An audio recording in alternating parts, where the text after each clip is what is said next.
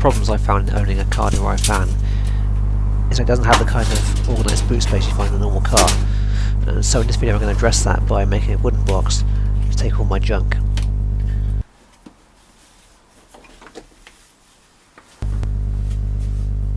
Now, according to YouTube, 2013 appeared to be the year of pallet wood, and without any pallets to hand, I decided instead that I would use some of these old fence posts I was holding on to.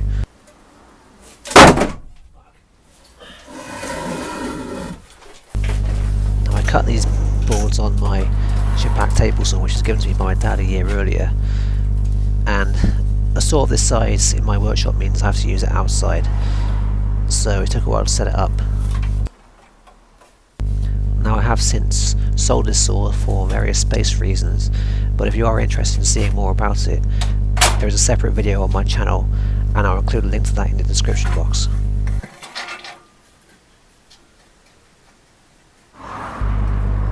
Working outside means working from an extension lead, and because this saw has an input of almost 3 horsepower, 2,200 watts, I decided that for safety's sake I would plug it into my 16 amp socket, which is fitted purposely for my big bandsaw.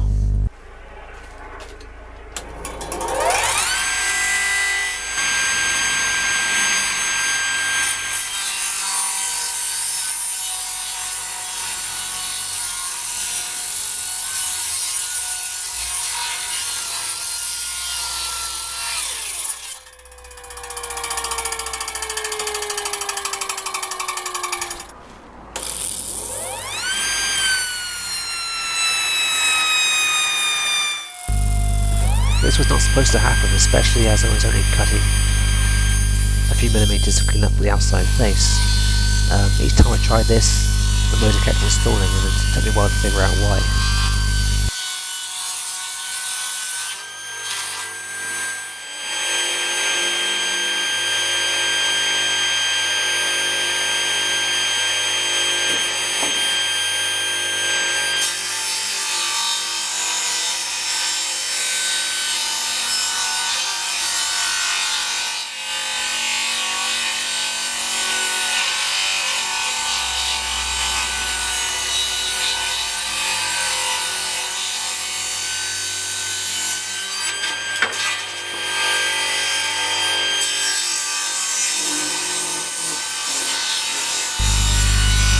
Just as things seem to be improving,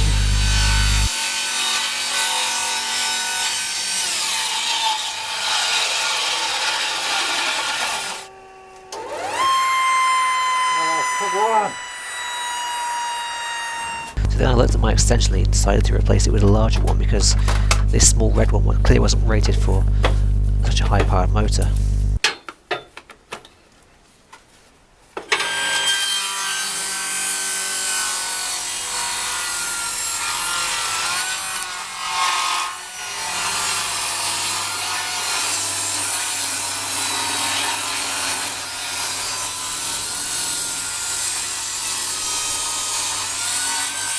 And even though the screen's depth of cut is pretty much straight on the motor, as you can hear, it's not stalling at all.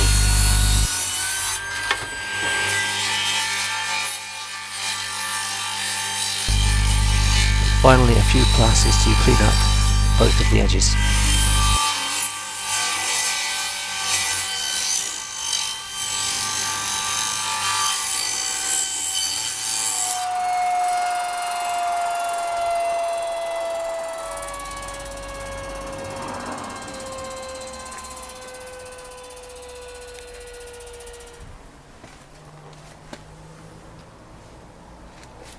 Just to prove that sawdust does get absolutely everywhere.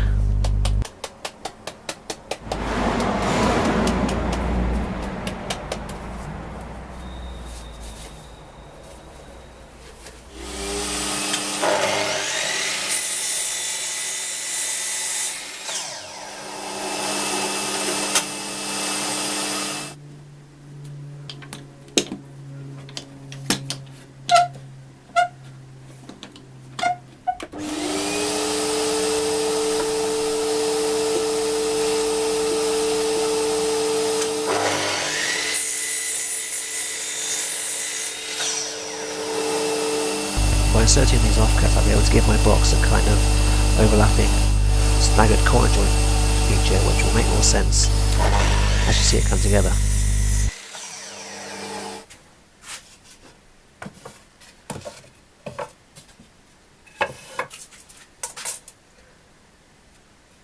With the height of my box now measured, including an allowance for expansion and contraction between the boards, I could cut the other timbers to length.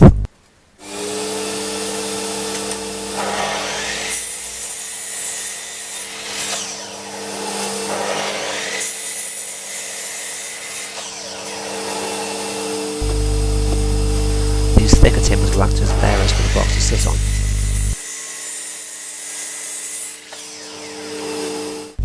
Hopefully this sequence will explain how the box will go together.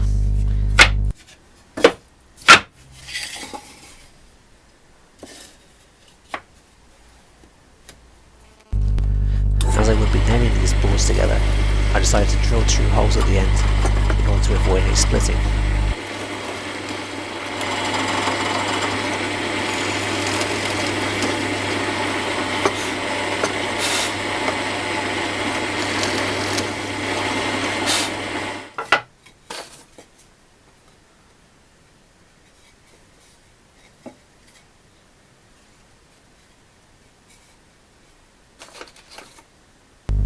Now I also put some glue on the nail itself because I was nailing directly into end grain and I wasn't sure how well it would hold.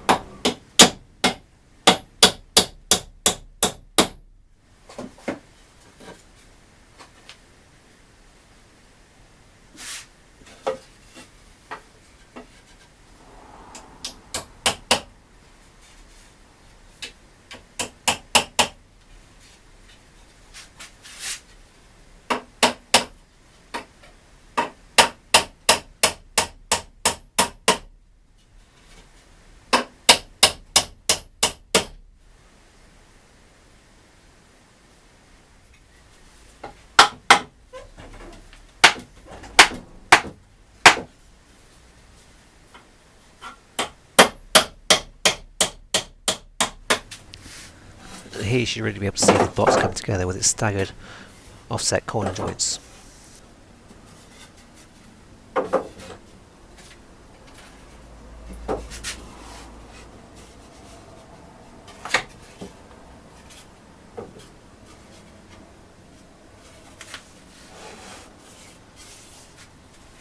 These are the bearers that would hold these side assemblies together.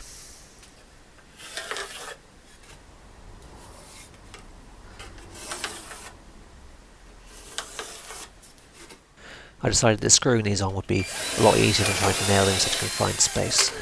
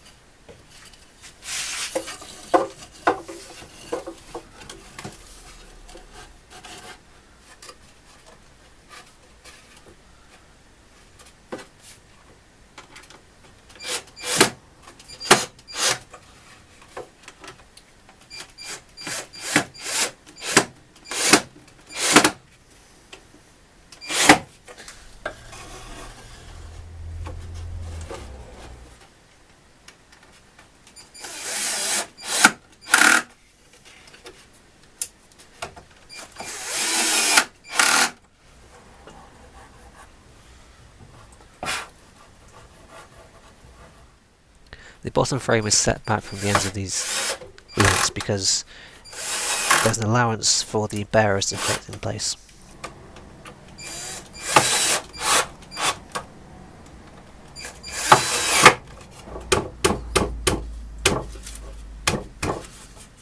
And so I fitted the top and bottom frames first, before aligning and fixing the intermediates.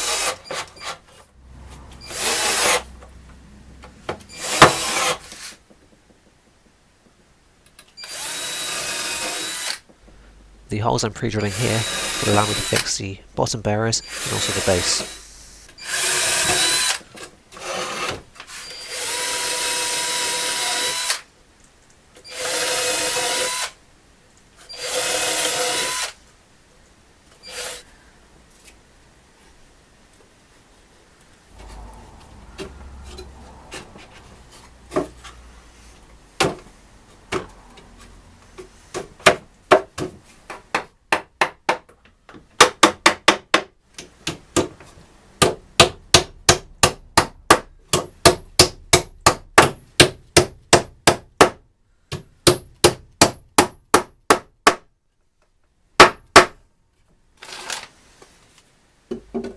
The base is again constructed by a series of narrow boards.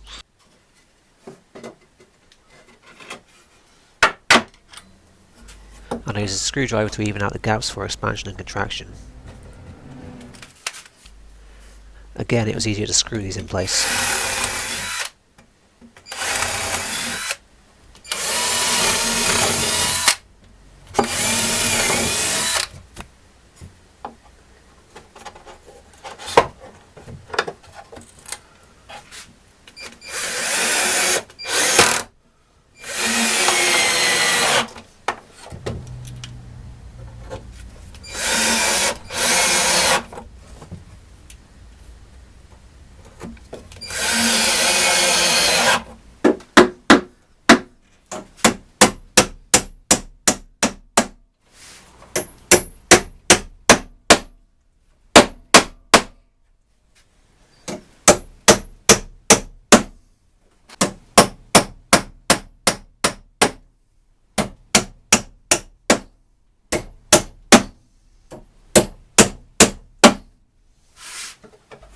Here I'm rather crudely using a screwdriver to correct the bowed base so that it's flush with the bottom of the box.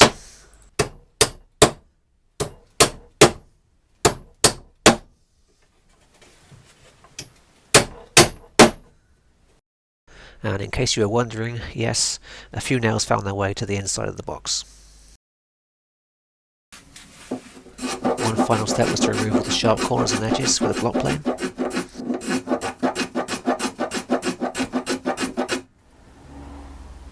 And this was the completed box. I decided that applying a finish was unnecessary.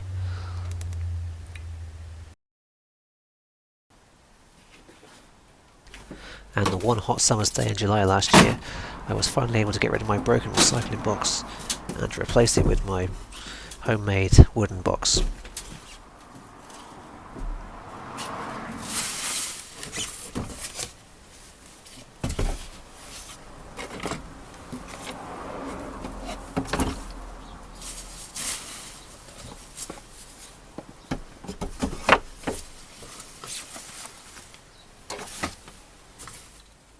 And as you can see, it holds plenty of room for my essentials and more.